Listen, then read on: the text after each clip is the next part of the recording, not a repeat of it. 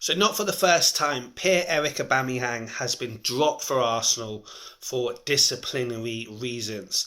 Last March, he missed the North London derby because of his timekeeping, and while Arsenal haven't publicly confirmed that that is the reason, it is widely speculated that he was allowed to go to abroad for personal reasons and essentially was late back.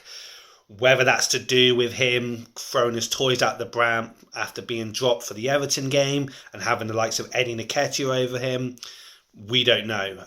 Like anything, context is key. The problem is, we didn't really need Aubameyang to do this for his capabilities as captain to be questioned anyway. I think for a long time his leadership qualities have been in question. I've often said, when I think of training, say if it's a week before going to Anfield or the Etihad or Old Trafford, is this the guy who pulls everyone to one side and makes them believe that, yeah, we're going to get a result this weekend? Is he the guy who pulls people to one side and barks instructions at them and orders them around? I always go back to the Crystal Palace game where Lacazette gets equaliser with seconds to go and players are jumping into the crowd to celebrate a draw with Crystal Palace. And I ask myself, and I understand the days of a Roy Keane and Tony Adams are gone, but is Aubameyang the type of person who the next day is reminding people of the ethos, of the values, of what Arsenal represent, that, these are the standards and we do not tolerate falling below them? And personally, I don't think he does. I think he's very popular in our dressing room.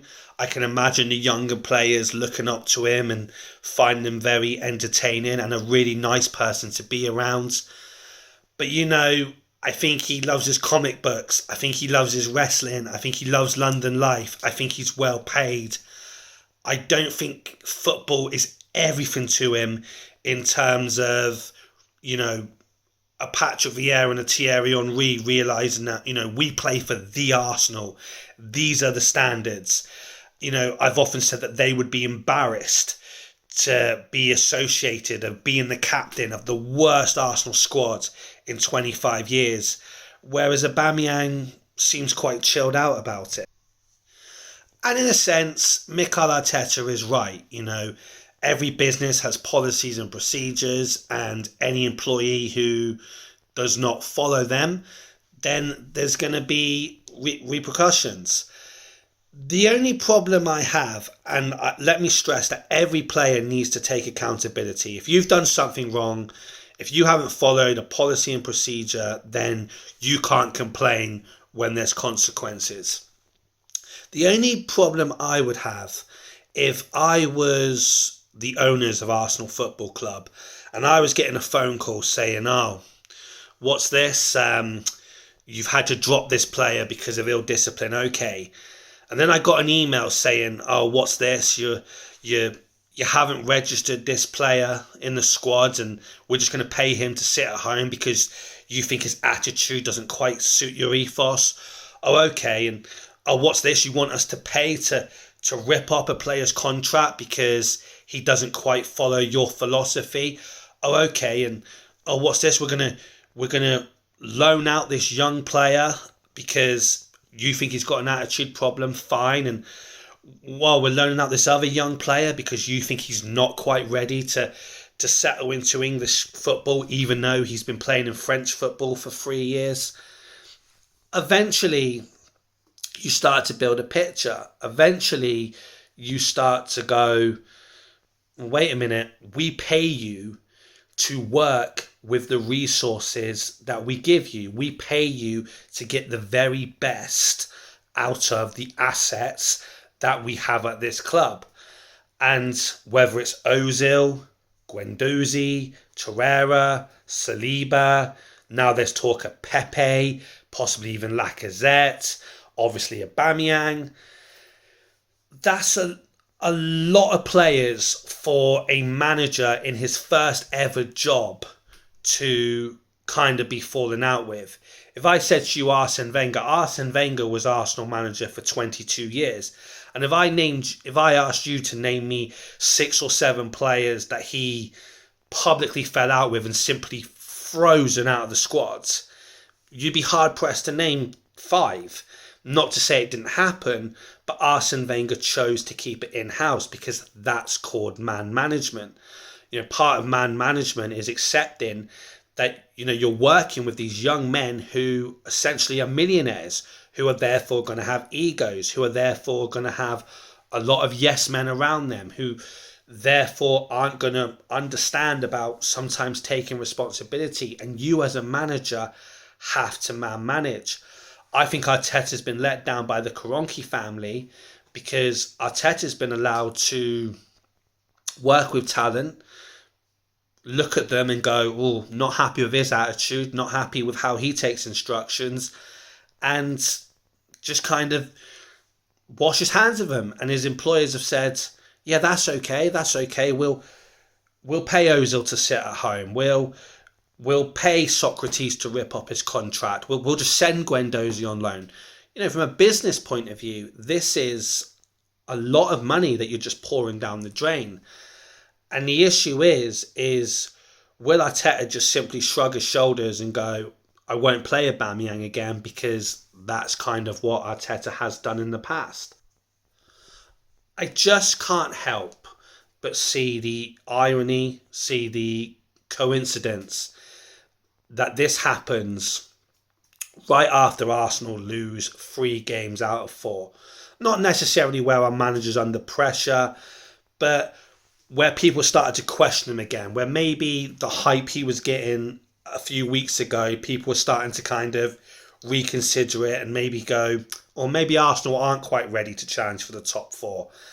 And it's funny to me that we lose 3 out of 4 games and suddenly Aubameyang's the issue. Just like if you remember when we came back from the first lockdown, got well beaten at Man City, beaten at Brighton, and suddenly Ozil was the issue. Guendouzi was the issue. And it kind of works well for our manager, doesn't it? Because instead of us now talking about a loss of form, we're talking about Aubameyang. And Southampton was a very ideal game to drop the captain and a very ideal game to play without your captain and to go, oh, look at us, look how well the team does without him. Let me stress again, if Aubameyang has done wrong, then Aubameyang can't complain. But, and I stress this more, I'm not falling for all of this Arteta telling us about Arsenal having standards and values and we don't accept falling below them. Arsenal haven't been following their traditional standards and values for years. This is a club who told their players to take a 12.5 pay cut, which would save people's jobs, took the players' money, and then still made 55 people redundant. This is a club who hung out Ozil out to dry. Publicly leaked that this guy had refused a pay cut when he hadn't. This is a club who didn't back Ozil when he made a very fair point about how Muslims were being treated in China.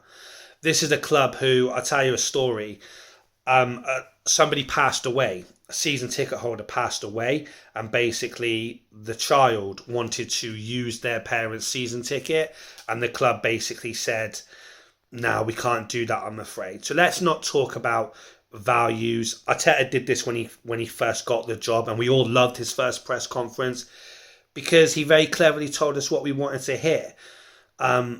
And I wrote at the time that I think the reason Arteta got the job is because he's a yes man, because a top manager now looks at Arsenal and goes, we will not work for that club because they do not have the ambition to challenge for a title. Certain managers will accept the Kroenke's limitations and say yes and agree to things if it means having a high profile job and getting well paid.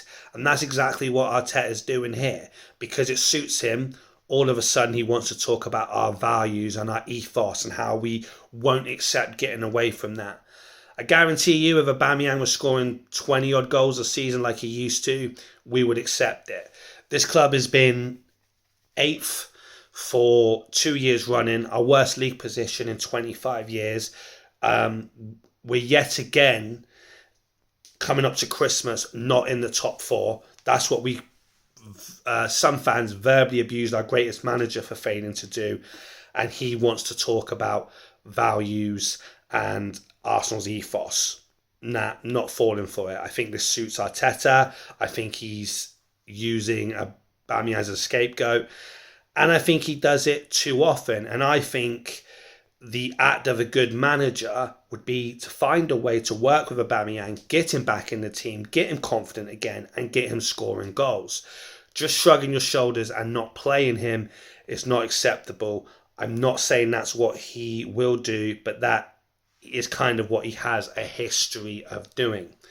So I'm asking you guys, if it was Aubameyang versus Arteta, captain versus manager, whose side do you take? Like this, comment, subscribe, and I will speak to you later, guys. Take it easy, peeps.